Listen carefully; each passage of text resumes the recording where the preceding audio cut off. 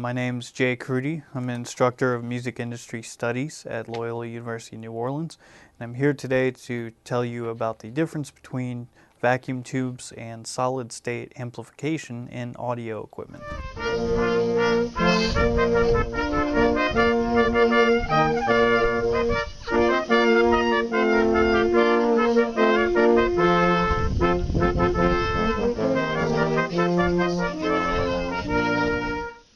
Vacuum tubes were the first type of amplifying devices developed.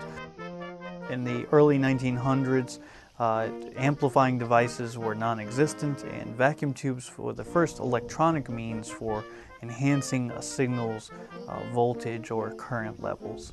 Up to that point, if you want to generate a high voltage signal, you had to use some kind of mechanical amplification. They actually used to have spinning wheels and gears and stuff that would amplify voltage levels. It was very limiting in terms of what you could accomplish. Because of their invention, it enabled all the wide variety of electronic devices we have today, like televisions, amplifiers, telephones, all kind of devices.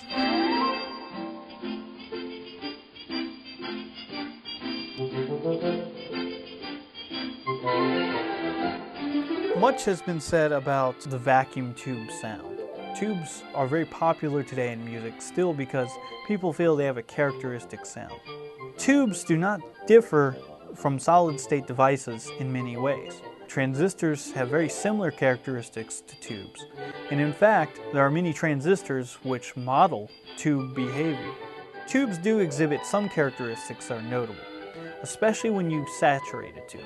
Saturation means when the tube is pushed to its maximum amplification amounts.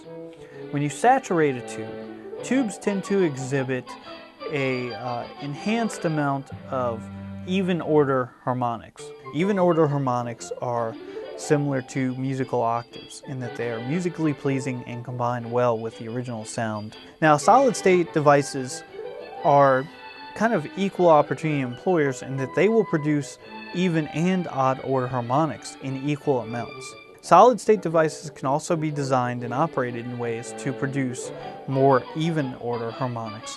But once again, tubes have a reputation for easily producing the even order harmonics when they saturate.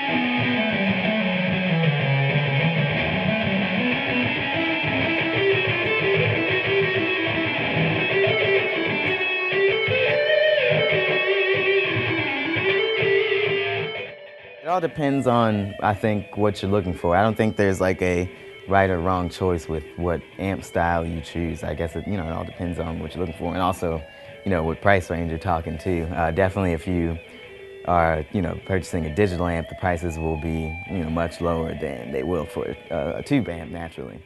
With solid-state amps, I find, at least with the kind of music that I do a lot of progressive rock and like math rock. The digital amps tend to, emit a heavy sound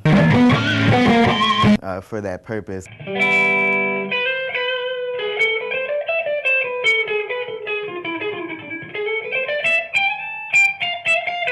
I don't feel like there's a real need for me to have a tube amp. This thing reproduces, the sound of a tube amp pretty well. I mean, obviously it's not accurate. You're never going to be able to completely recreate, the original sound.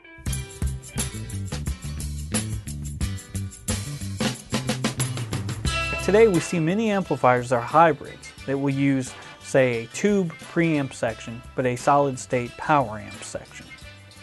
Sometimes you even see some boutique amplifiers that use the opposite, where they have solid-state preamplification, but then tube power amplification. So tubes can be used interchangeably with solid-state transistors and in many ways complement the abilities of solid-state transistors.